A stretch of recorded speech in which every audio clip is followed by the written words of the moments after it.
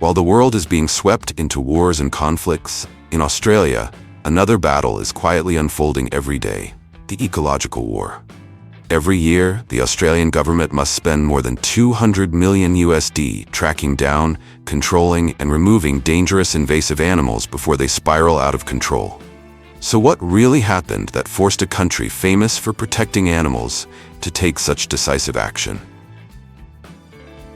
In today's video, Agriculture Insight will take you straight into Australia's fiercest ecological frontlines. From the burning red deserts and wild bushlands to endless grasslands, where humans are both fighting to protect one of the planet's most unique ecosystems and turning seemingly uncontrollable threats into new resources for economic development.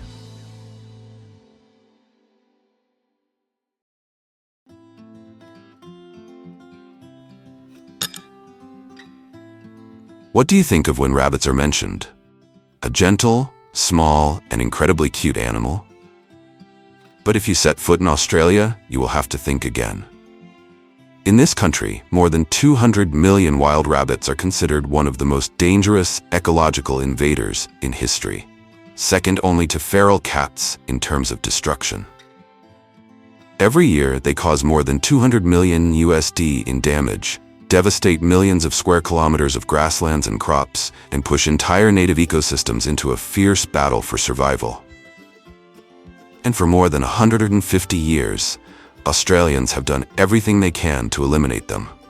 From hunting, poisoning, and building fences thousands of kilometers long to releasing biological viruses. But even today, that war still has not ended. To understand why such a small animal could cause such enormous consequences, the answer begins with an event in the past that seemed harmless. One of the most terrifying ecological disasters on Earth did not come from a great flood or nuclear war, but from 24 rabbits. In 1859, in the state of Victoria, a landowner named Thomas Austin, out of sheer boredom, released several dozen European rabbits into the wild simply for hunting. But Thomas could not have known that he had just planted a seed in Australian soil that would spread faster than many invading armies in history. On a continent with almost no native predators, rabbits multiplied at a terrifying rate. Each pair can produce up to 20 to 30 offspring per year, and within just a few decades they had spread across Australia at nearly 100 kilometers per year. They may look small and harmless, but they are true ecological destruction machines. With teeth that grow throughout their lives and a dense network of burrows, rabbits gnaw young plants down to the ground, cause soil to collapse, and destroy entire fertile grasslands. In just a few years, they can turn lush green land into cracked, degraded wasteland, becoming one of the most costly biological disasters in Australia's history. Faced with the explosive breeding rate of wild rabbits, the first and also the harshest measure was poison. Specialized rabbit poisons such as 1080 or pindone were mixed into bait and scattered along invasion routes. Even more painstakingly, people tracked the rabbits all the way back to their burrows and placed poisoned bait right at the entrances. And with their greedy nature, the rabbits could hardly resist such a tempting trap. When rabbit numbers began to decline, the war did not end. It moved entirely underground. The maze-like burrows, sometimes several meters deep, continued to quietly nurture the next generation, making every effort on the surface insufficient. So plows and excavators were brought in to tear apart their hidden shelter structures and flatten the entire surface. For burrows that were still active, controlled smoke was pumped directly underground, forcing every escape route to close and driving the rabbits out of their final refuge. Alongside poison and traps, another method was also widely used and extremely effective: using the rabbit's natural predators combined with organized hunting. The first candidate chosen by Australians was the ferret, a predator that is naturally feared by rabbits. Before the hunt begins, every escape route is sealed off with large nets, creating a carefully calculated ambush before the living weapon is released into the burrows of these pests. As soon as it enters the underground tunnels, the ferret immediately disrupts the maze with its fierce hunting instincts, slipping through every corner and driving the rabbits into extreme panic. Trapped in a confined space, they have no choice but to rush back to the surface, run straight into the nets already set up, and are immediately restrained before they can find a way to escape. But the battle against this cunning invasive species becomes many times more effective with the help of skilled hunting dogs such as beagles, Jack Russell Terriers, greyhounds, and whippets. With an extremely sharp sense of smell and speeds that can exceed 70 kilometers per hour, they are positioned at the final line of defense, ready to lock down any rabbit that slips through the nets. Finally, one cannot ignore the most direct and decisive method of rabbit control: shooting. When night falls, the time when rabbits leave their burrows to feed, skilled marksmen begin scanning the fields with powerful spotlights or thermal scopes, quickly locking onto targets in the darkness.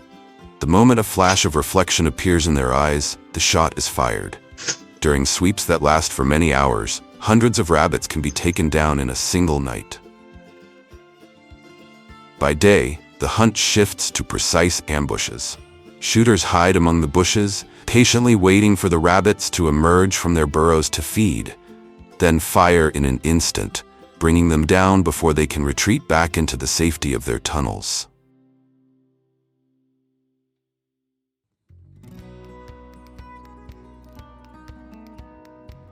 When people mention the animal that represents Australia, they immediately think of the kangaroo. But even in its own homeland, not everyone loves this symbol. With more than 50 million kangaroos in the wild, nearly twice the population of Australia, they quietly graze down vast livestock pastures every day, directly competing for food with millions of farm animals and becoming a real survival rival for farmers. An adult kangaroo can grow up to 2 meters tall, possess strength comparable to that of a heavyweight fighter, and consume up to 3 to 4 kilograms of grass every day. When that number is multiplied by tens of millions, the pressure on the ecosystem immediately becomes a brutal war of attrition. During drought seasons, when grass withers and water sources gradually dry up, kangaroos often flood into farms, damage fences, take over water troughs, and leave cattle and sheep without the already scarce resources they need to survive. And it does not stop there. On rural roads stretching across Australia, herds of kangaroos often suddenly leap across the road in the darkness of night. Every year they contribute to more than 20,000 traffic collisions, causing hundreds of millions of Australian dollars in insurance losses, not to mention injuries and deaths among drivers.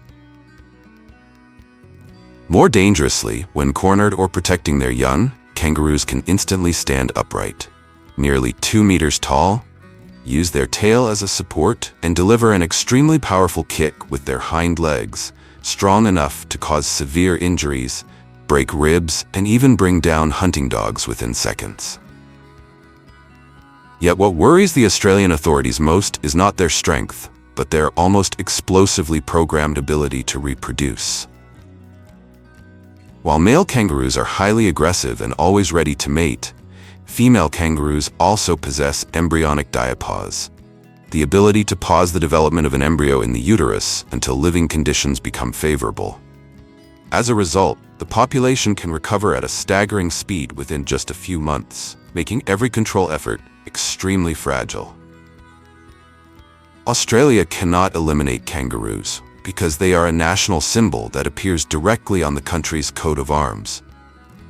But it also cannot simply ignore them, because when their numbers exceed controllable limits, the damage to agriculture and the environment becomes impossible to overlook. That is why, every year, the government applies strict control quotas, allowing licensed hunters to carry out harvesting under humane standards. When night falls over the vast grasslands, the hunts begin. Adult kangaroos are handled quickly, before the meat is transported directly to modern processing plants for export or domestic consumption. In Australia, it is not uncommon to see young kangaroos still lying inside their mother's pouch, even after the mother has died in a collision with a vehicle. And although kangaroos are considered destructive in many areas, many rescue organizations still take in these orphan joeys, raise and rehabilitate them, and release them back into the wild once they are able to survive on their own.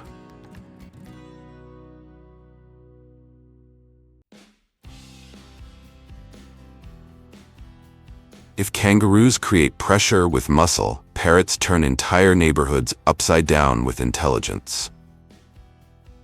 Every year in Australia, they cause more than 10 million USD in damage to crops and infrastructure, turning a seemingly gentle bird into one of the country's top urban demolition crews. What is worth noting is that, unlike parrot flocks in London or the United States, which were formed from pet birds that escaped into the wild, parrots in Australia are long-standing native residents of the continent itself. And it is precisely that environmental familiarity that gives them the ability to turn broad daylight into a full-scale demolition site. Living in flocks of hundreds, cockatoos do not just appear, they descend like a flying green wave. Within just a few minutes, an entire cornfield, apricot orchard, or almond grove can be left patchy and damaged. They strip bark from trees to build nests, and even tear into cacti to get water during the harsh dry season. But what truly makes many residential areas surrender is their sound. A large flock of cockatoos can produce noise of around 120 decibels, equivalent to a concrete drill and nearly 4 times louder than normal human conversation. When hundreds of them gather on rooftops and power lines, they do not just gnaw wood and peel away electrical insulation. They have also caused local power outages in many rural parts of Australia. Even worse, when hundreds of birds defecate all at once on car roofs, the acid in their droppings quickly corrodes the paint, turning an intact vehicle into an expensive piece of damage after just one night. And that is still not the most remarkable part. Cockatoos do not just destroy, they learn how to destroy and then pass it on to the whole flock. Once a single bird learns how to open a trash bin lid, that skill can spread across dozens of neighborhoods within just a few years, turning quiet streets into repeated trash parties every morning.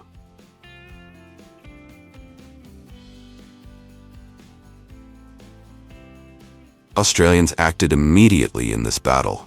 From reinforcing trash bin lids with rubber straps, water bottles, and metal locks, to even changing where they park their cars, residents have tried every possible way to stop cockatoos.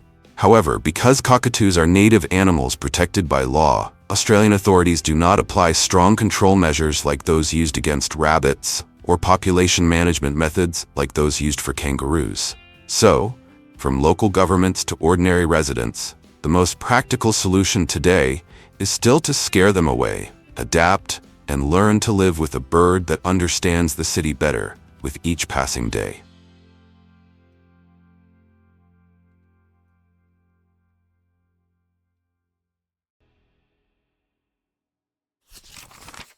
China did not conquer the desert because it was easy. They did it because there was no other choice.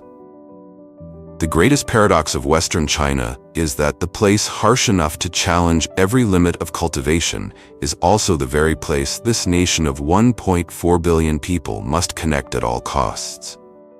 But why is that? Stretching from the Gobi Desert to the Taklamakan Desert, China possesses one of the largest arid belts in the world, with total desert and desertified land reaching nearly 2.6 million square kilometers, equal to 4 times the size of Texas. Some areas receive less than 100 millimeters of rainfall per year, with extreme day-to-night temperature swings of nearly 80 degrees Celsius, while sandstorms bury roads within hours. But the greatest threat was not that the desert existed, but that it kept expanding. For decades, sand continuously advanced into farmland, villages, and northern economic corridors, creating massive dust storms that reached as far as Beijing, South Korea, and the skies of East Asia every spring. However, in the land where many nations saw nothing but hot, useless sand, Beijing saw vast land reserves, thousands of sunshine hours each year, and nearly limitless solar energy potential. Beneath that sand also lay more than 16 billion tons of oil, 16 trillion cubic meters of natural gas, along with minerals and a strategic corridor linking China with the rest of Central Asia. In other words, this was not just a desert, it was a colossal energy vault locked away by geography. At the same time, it was strategic land capable of absorbing population pressure, becoming a vital link in China's ambition to compete for global leadership. That is why China launched an unprecedented greening campaign, stopping desertification, channeling water across arid land, then transforming nearly 65,000 square kilometers of some of the most barren terrain into green oases capable of producing more than 30 million tons of agricultural products every year. And to understand how such a miracle could exist, we must begin with the first step, forcing billions of tons of sand to stand still before planting the very first seed. This battle did not begin with trees, but with understanding how the desert moves. Across the Taklamakan Desert, survey teams were deployed for months, using high-resolution satellite imagery, ground-penetrating radar, and thousands of wind measurements to analyze sand movement patterns, wind speed, and the terrain structure beneath the surface. The goal was not simply to observe the desert, but to read how it operates. Once the dynamic mapping was completed, the first step began: leveling the desert. Hundreds of bulldozers and heavy machines were deployed to cut down high dunes, move and redistribute enormous volumes of sand into lower areas, creating a relatively flat and uniform surface. This was not an immediate process of building farmland, but of removing extreme terrain instability, turning a chaotic environment into ground stable enough for human intervention. Only then did the sand control phase truly begin, and the real line of defense came from a solution that seemed primitive: dry straw. Tens of millions of tons of post-harvest straw from nearby agricultural regions were collected, compressed into bales, then transported by trucks and freight trains to the desert edge. There, it was cut into sections around 20 to 30 centimeters long, deep enough to anchor into the sand while still maintaining stable grip on the surface. Across thousands of square kilometers of scorching sand, workers inserted bundles of straw into the desert surface, forming a regular grid of squares measuring about 1 meter on each side. This structure, commonly known as the checkerboard barrier, became one of the most effective sand control systems ever deployed on a large scale anywhere in the world. When wind races close to the ground, this is where it carries the most sand. But when it strikes these small straw grids, the airflow is split, slowed, and loses kinetic energy. Sand particles that were moving begin to fall, trapped inside each square instead of continuing onward. After weeks, millions of small cells connect into one enormous mesh, turning a constantly shifting ocean of sand into a more stable surface. But the real importance of this system was not only keeping sand in place. It also reduced water evaporation, retained moisture more effectively, and created microclimates mild enough for drought-resistant shrubs to take root. That was the first turning point of the entire project. The checkerboard locked sand on the surface, but to keep the desert stable for years, China needed a stronger biological defensive line to hold the sand from below. From large-scale nurseries built along the desert edge, tens of millions of young seedlings, after being cared for through the earliest stage of life, were transported into the open sands. In many areas, each planting pit was dug by farmers to a depth of around 40 to 80 centimeters, allowing roots to reach the more stable sand layers below. What made this process different was that the bottom of each pit was then filled with 5 to 15 kilograms of organic fertilizer, moisture-retaining materials, and biological mulch to reduce water loss during the early stage. Once the seedlings were placed into the ground, drip irrigation systems delivered water directly to the root zone at a flow rate of only around 2 to 8 liters per hour, instead of wetting the entire surface like traditional flood irrigation. By sending water precisely where the plant needed it most, this method could reduce water use by roughly 30 to 60%, a critical factor in places where every drop was once considered a luxury. Most ordinary plant species would die within weeks from desert heat shock, so saxaul, tamarisk, drought-tolerant poplar, and many native shrubs were prioritized for their ability to survive the harshest conditions. But once the first roots penetrated deep into the ground, the balance began to shift. Roots bound loose sand particles together, trunks broke the wind, canopies retained moisture, and fallen leaves gradually created organic matter on the surface. Season after season, places once covered by bare sand began to form living soil. The first years were the most difficult stage, when seedling mortality rates in many areas could reach as high as 80%, caused by a single major windstorm or one extreme summer. That is why China invested around $14 billion across multiple phases of national anti-desertification programs, while total maintenance costs are estimated to have exceeded $50 billion from 1978 to today. Few countries have attempted environmental restoration on this scale. More than 66 billion trees have been planted over decades, alongside over 500,000 kilometers of green belts, shelter forests, and new vegetation spreading along the edges of the largest deserts. From this point on, the battle was no longer only about surviving a brutal ocean of sand. It was about turning the desert into a new food machine of the 21st century. Once the sand was locked down, water was delivered, and the soil began to recover. The remote western deserts of China, such as Xinjiang, Ningxia, Gansu, and Inner Mongolia, were becoming one of the agricultural centers, contributing more than 30 million tons of farm products every year. One of the most striking examples is grapes.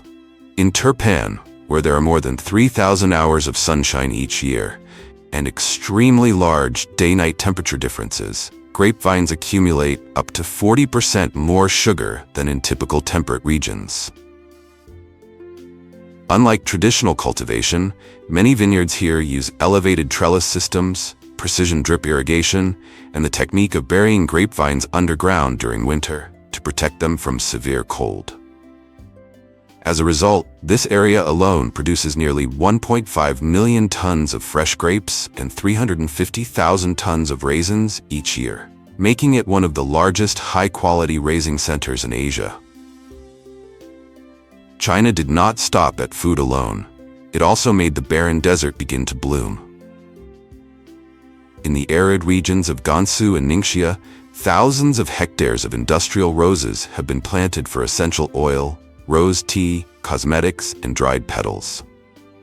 The dry climate helps reduce fungal disease, while intense sunlight increases essential oil concentration in the petals. For some rose varieties, it takes 3 to 5 tons of fresh petals to distill just 1 kilogram of essential oil, making the value of each hectare far higher than many traditional food crops. That turns roses into an ideal choice for lands with scarce water but a need for high economic return. But among the many high-value crops grown in these regions, none has transformed the desert economy more powerfully than cotton. Xinjiang currently produces around 5 million tons of cotton each year, equal to roughly 20% of global cotton output. Vast land allows large-scale mechanization with giant harvesters, while drip irrigation significantly reduces water costs. As a result, Xinjiang cotton remains highly competitive on international markets, putting pressure on many traditional cotton-growing regions, such as the United States. However, along with the low-cost advantage comes prolonged international controversy. Many Western governments and human rights organizations accuse part of the cotton supply chain in Xinjiang of involving forced labor or labor linked to detention systems. China rejects these accusations. But regardless of the controversy, one fact cannot be denied. Cotton has transformed former desert land into a major link in the global textile supply chain. To produce year-round in the middle of scorching sand, China needed to go even further, building modern greenhouse empires in the heart of the desert. Today, the arid western regions of China alone are estimated to possess more than 2,000 square kilometers of agricultural greenhouses, an area roughly 3 times larger than the entire greenhouse area of Canada. The most common type today is the northern Chinese solar greenhouse, a model specially optimized for cold and arid regions. The entire southern side is covered with transparent materials to capture maximum sunlight, while the northern side is a thick wall made of brick, rammed earth, or concrete, capable of absorbing heat during the day and slowly releasing it at night. This mechanism turns desert sunlight itself into a natural heating system. In winter, many greenhouses can maintain inside temperatures 10 to 20 degrees Celsius higher than outside without consuming excessive fuel. Alongside them are low-cost plastic tunnel greenhouses for rapid area expansion, as well as advanced smart greenhouses equipped with temperature, humidity, and carbon dioxide sensors, plus automated control systems. Inside these greenhouses, the main crops are tomatoes, strawberries, cucumbers, sweet peppers, premium leafy greens, and melons. Many facilities use growing substrates instead of soil, together with fertigation systems that deliver water and nutrients directly to the roots. As a result, greenhouse strawberry yields can reach 60 to 100 tons per hectare, 4 times higher than traditional open field cultivation. Many areas along the edges of the Gobi Desert and the Taklamakan Desert possess a rare advantage: nearly endless sunlight. So China quickly turned this enormous free resource into power plants in the middle of the Sand Sea. At the edge of the Gobi Desert, one of the most striking symbols is a concentrated solar thermal complex using an energy tower around 260 meters tall, surrounded by approximately 12,000 giant heliostat mirrors. During the day, the entire mirror field rotates in sync with the movement of the sun and focuses light onto the top of the central tower. The heat generated is enough to raise molten salt to hundreds of degrees Celsius, which is then used to create steam that spins electricity-generating turbines. The plant is designed to produce around 390 million kilowatt-hours of electricity per year, enough to power hundreds of thousands of households. In the Kubuki Desert, the scene becomes even more spectacular. 196,000 solar panels arranged in the shape of a giant galloping horse, covering more than 15 million square feet, one of the world's greatest energy landmarks. During the 2010 to 2020 period, the energy ecology model in Kubuki Desert was estimated to generate around $10 billion in economic value from electricity, land restoration, jobs, and new infrastructure. But China did not stop at generating power. In many areas, solar farms are also combined with sheep grazing, creating a 2-layer value model on the same land area. Raised solar panels create shade, helping reduce surface temperatures, limit water evaporation, and allow weeds or drought-resistant plants to grow better underneath. Sheep are then released to naturally control vegetation, reducing mechanical mowing costs while creating additional income from meat, milk, or wool. That turns 1 square meter of desert into land capable of producing electricity, animal feed, and livestock at the same time. Once electricity, water, and land had been brought under control, the desert no longer determined the limits of production. Even aquaculture could be developed in places once considered dead land, with output reaching nearly 200,000 tons per year. Lined ponds, water recirculation systems, and solar-powered oxygen pumps allow tilapia, carp, shrimp, and many freshwater species to grow in the middle of water-scarce regions. After harvest, nutrient-rich water containing nitrogen and organic matter from the ponds is reused to irrigate vegetables, orchards, and grazing fields, significantly reducing the need for chemical fertilizers. However, along with great potential comes serious concerns and risks. Desert aquaculture requires strict control of water quality, disease, and energy costs. Otherwise, the production advantage can quickly disappear. In the end, China did not just green the desert. It made electricity create water, raise fish, and post-culture water feed crops, completing the largest closed-loop desert ecosystem in history.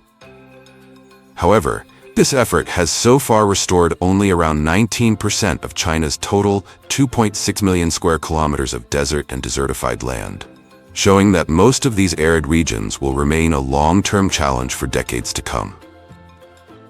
And in the 21st century, in your view, will the leading nation be the one that controls the most resources, or the one that knows how to turn dead land into new power? But if China is turning deserts into endless green, then the nations of the Middle East are also using technology to write an impossible story of their own, harvesting 150 million tons of agricultural products from lands once considered hopeless. Imagine diving deep into the ocean, where beneath the surface lies a vast ecosystem, bursting with color and life. But behind the mesmerizing beauty of the coral reefs in Florida and the Bahamas lurks one of the world's most dangerous fish, the lionfish. An invasive predator capable of wiping out up to 80% of native fish populations within just a few weeks, causing devastating consequences for the ecosystem.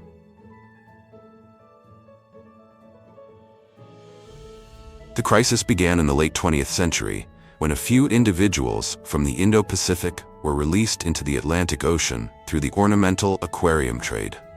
From that moment, a chain reaction disaster unfolded. With an astonishing reproduction rate, a single female can produce up to 2 million eggs per year, and a stomach capable of expanding 30 times its normal size, lionfish have become living vacuum cleaners, devouring everything from juvenile fish to lobster larvae and pushing coral reefs toward collapse.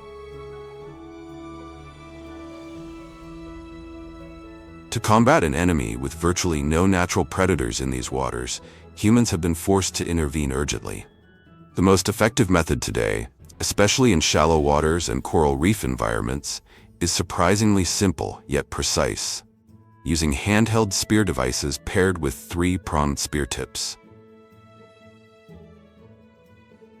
Because lionfish are extremely confident and show little fear, they often remain motionless, displaying their venomous spines instead of fleeing. Divers simply approach at close range, aim for the head, and release the rubber-powered spear, sending the tip straight through the target.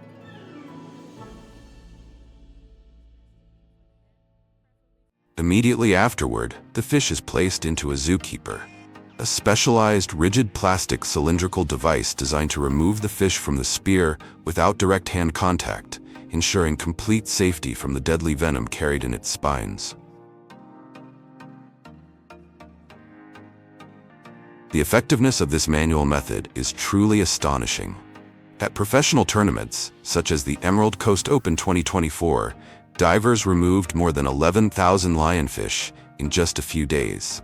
In broader community campaigns across Florida, that number has surpassed 30,000 fish removed from the ocean, demonstrating the remarkable impact of spear diving teams.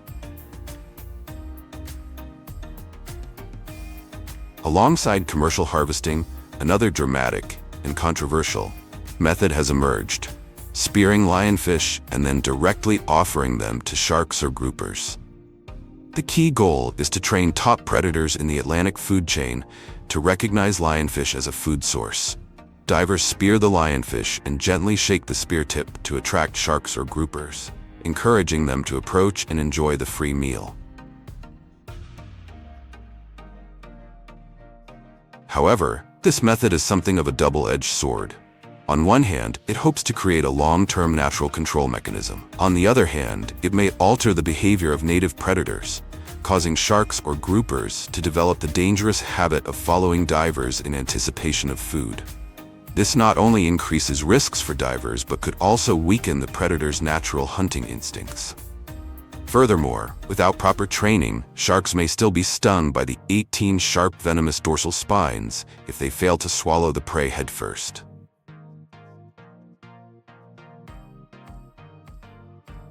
Ultimately, whether through spearing or training predators, the most sustainable strategy is still putting lionfish on the dinner table. Under the slogan, "Eat them to beat them," turning this invasive species into a culinary delicacy not only helps protect coral reefs, but also creates economic opportunities for local communities, helping restore the natural rhythm of the ocean.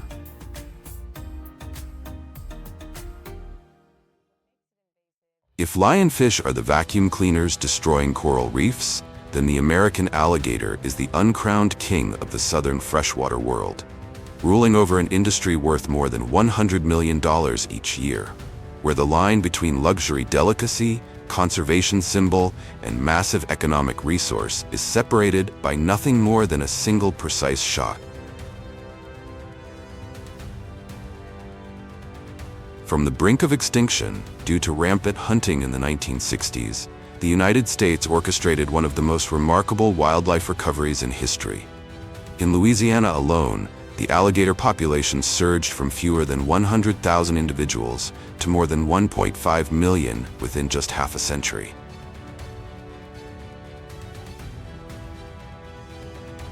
Harvesting alligators is not for the faint-hearted. The most common technique is known as tree-line hunting. Hunters hang massive baited hooks, usually with chicken or carp, from branches just above the water's surface. Remarkably, an alligator strike is incredibly fast, occurring in just 0.2 to 0.3 seconds, faster than a human blink. The moment prey touches the water in front of its snout, the massive jaws snap shut like a steel trap. This is when the real battle begins. Once hooked, the alligator thrashes violently, forcing hunters to pull it alongside the boat by hand.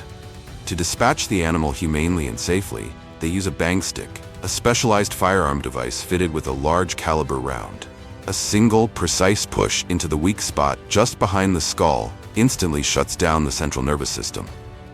But the margin for error is razor thin. Miss by even an inch, and the hunter may find themselves face to face with a set of deadly jaws. A brutal reality that keeps this profession ranked among the most dangerous jobs on Earth. Yet, the sustainable foundation of the alligator industry does not rely solely on hunting. It is built upon a system known as ranching, a model designed to reinvest directly into nature.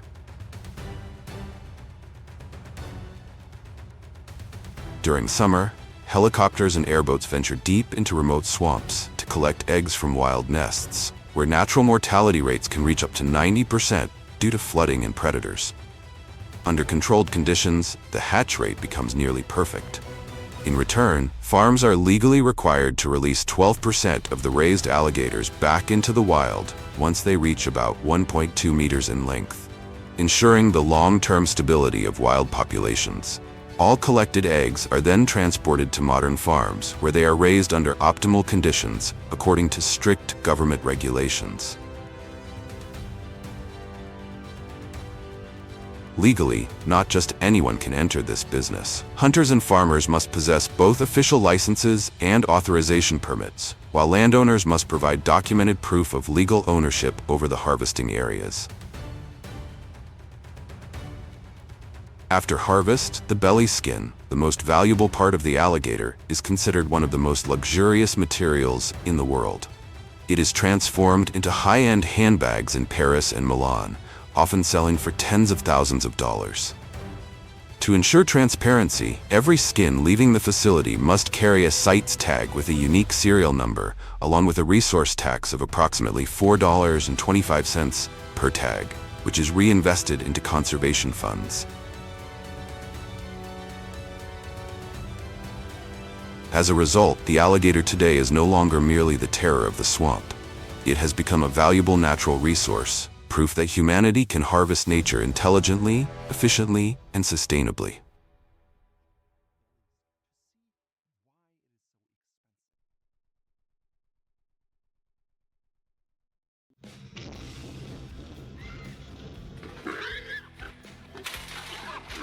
In the United States, particularly in major agricultural states like Texas, Oklahoma, and Georgia, corral traps remain one of the most widely used methods for controlling wild hog populations. These traps are typically large circular or square steel enclosures, baited with corn or grain to lure entire sounders inside. A well-designed trap must meet several key requirements.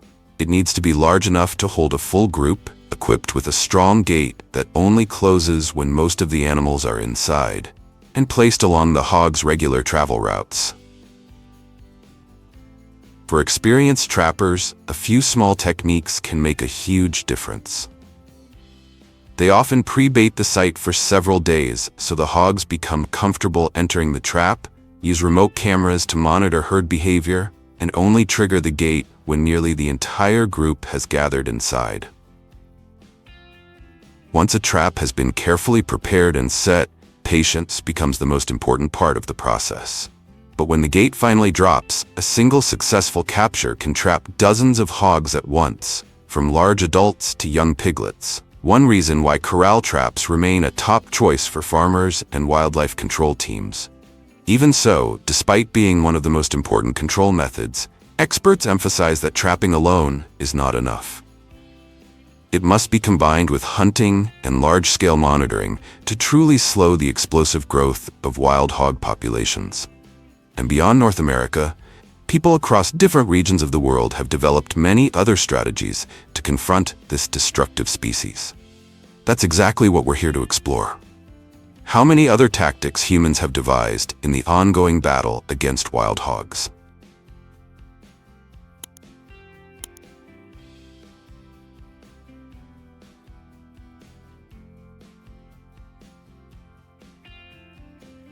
Right now, one of the most urgent concerns is the rise of cold-tolerant hybrid hog populations, often referred to as super pigs, emerging as a serious ecological threat along the border between Canada and the United States.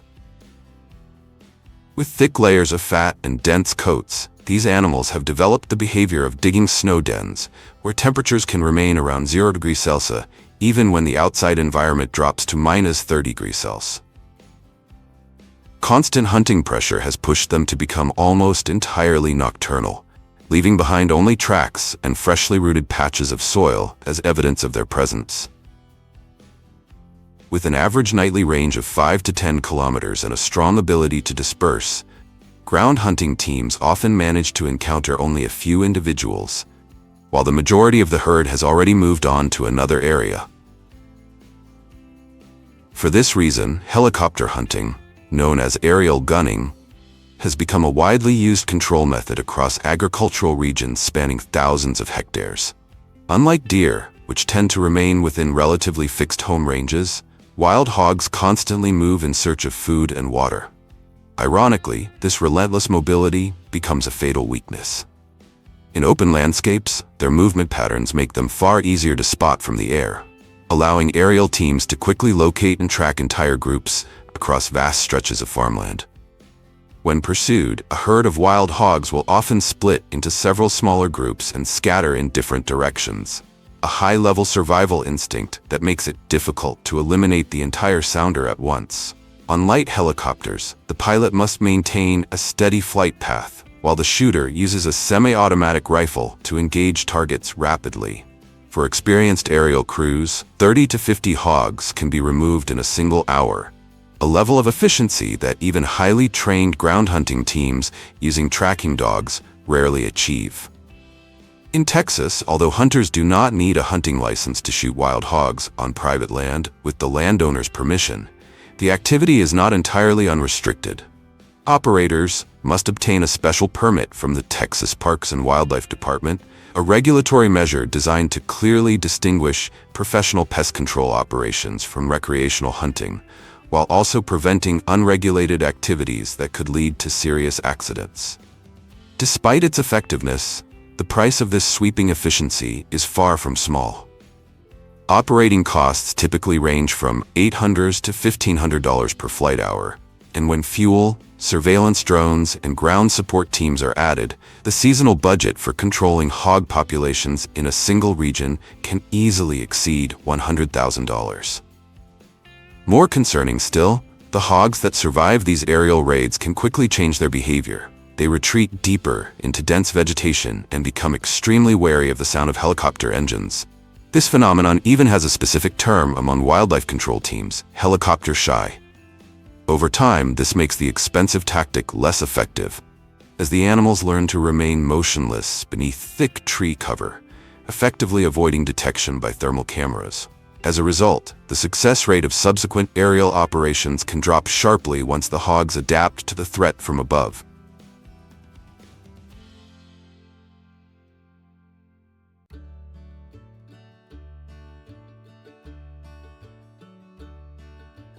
Another method increasingly discussed in wild hog control programs is the use of poisoned bait under controlled conditions.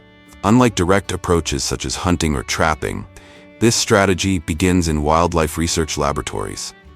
Scientists test different chemical compounds to identify substances that can effectively target wild hogs while minimizing risks to other wildlife. One of the most widely studied compounds is sodium nitrite. When mixed into bait, such as grain or fermented feed, the compound can interfere with the blood's ability to carry oxygen in animals that ingest it. After undergoing laboratory testing and environmental risk assessments, the bait is then introduced in carefully monitored field trials. In practice, the bait is usually placed inside specialized bait stations designed specifically for wild hogs. These devices allow hogs to open the lid using the strength of their snouts while making it difficult for smaller animals to access the bait. The bait sites are also closely monitored with cameras and tracking systems to evaluate effectiveness and prevent unintended impacts. Although poisoned bait has the potential to remove large numbers of wild hogs in a short period of time, the method remains controversial. As a result, in many regions it is only used within licensed wildlife control programs and is typically combined with trapping and hunting as part of a broader population management strategy.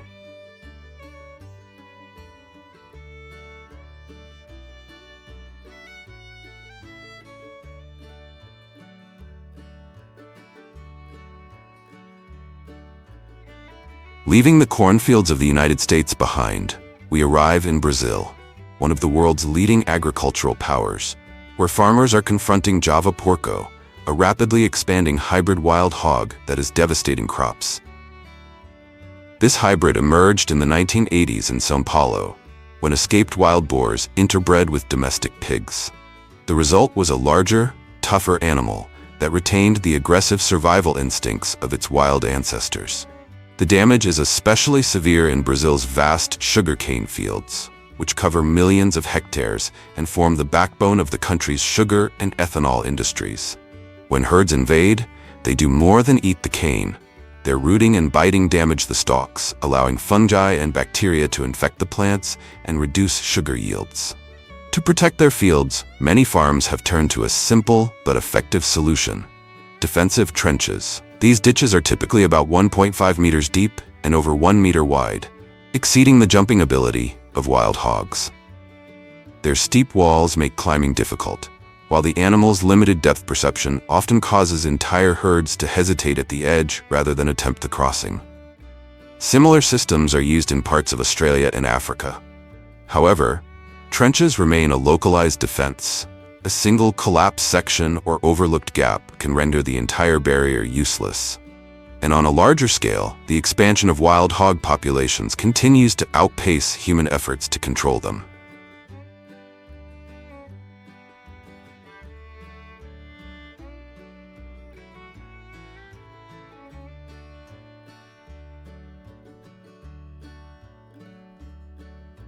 Returning to the question, can wild boars offer any value beyond their destructive instincts? In reality, wild boars do play specific ecological roles within natural ecosystems. And if the species were to disappear entirely from the wild, the consequences could be more serious than many people imagine. In arid regions, their habit of digging the ground to regulate body temperature and search for food often creates small depressions in the soil. During severe dry seasons, these pits can collect and retain the limited rainfall available, becoming critical water sources for amphibians, reptiles, and small native mammals. In parts of the Australian outback, water holes created by wild boars can maintain up to 40% higher soil moisture than the surrounding environment, forming temporary micro-ecosystems that help more than 20 animal species survive prolonged droughts. Beyond that, this digging behavior also affects surface soil structure. By overturning compacted layers of earth, boars allow oxygen to penetrate deeper into the soil, accelerating microbial decomposition of organic matter. In open forests, areas disturbed by wild boars can show vegetation decomposition rates up to 15% faster, helping release nutrients trapped in leaf litter back into the soil. In controlled population levels, the presence of wild boars can therefore act as a driver of nutrient cycling, supporting soil renewal and even contributing to plant regeneration in ecosystems that are beginning to show signs of biological decline.